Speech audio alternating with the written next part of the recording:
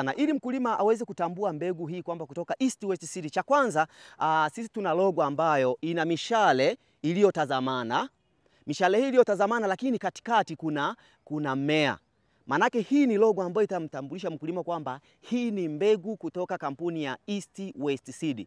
Lakini kwa wakulima ambao wanatumia hizi mbegu za karoti, yeye anaweza akaenda moja kwa moja dukani akasema nahitaji mbegu ya karoti ya mkulima. Atapata karoti kutoka kampuni ya East West Seed moja kwa moja. Lakini pia bila kusahau, akiangalia kwenye kifuniko hapa kuna vocha hapa.